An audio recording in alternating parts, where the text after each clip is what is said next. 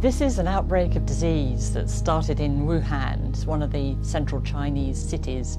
It's caused by a novel coronavirus. That means it's brand new, so new that actually it doesn't have a name yet.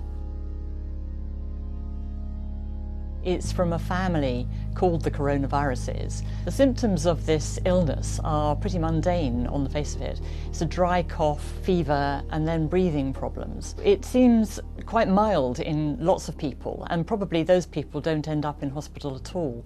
We only know about the more severe cases, which is where people have gone on to develop viral pneumonia. And those people obviously end up in hospital, and all the deaths have been amongst those people.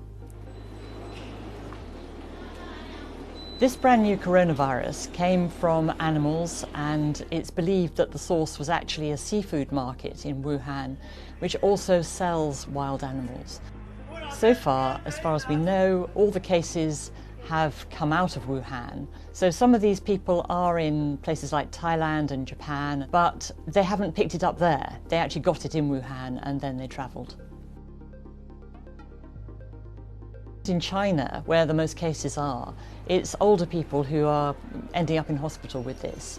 They're usually over 40, and the very youngest person diagnosed is about 13 or 14 years old. So it doesn't appear to be affecting small children, and those who've died tend actually to have underlying conditions, as they say. They're frail, they may have heart disease or cancer already, and so they're vulnerable. Basically, their immune systems are not very robust, and they're going to find it very hard to fight off a virus. We've only just discovered that the new coronavirus is actually transmitted from one person to another. It was hoped at first, actually, that it just came from animals, as all coronaviruses do, but now it looks as though it is actually passed from one human being to another. So we've got people-to-people transmission because the market's been closed for some time, and there are cases in people who've never been near it. So there actually isn't any treatment at the moment at all. Because this is a virus, antibiotics won't work. They only work against bacteria, not viruses. So really you want an antiviral treatment, but none of the flu drugs that we've got, we have got a couple of those, will work on this. A coronavirus is different from a flu virus. So there actually isn't any treatment at the moment at all.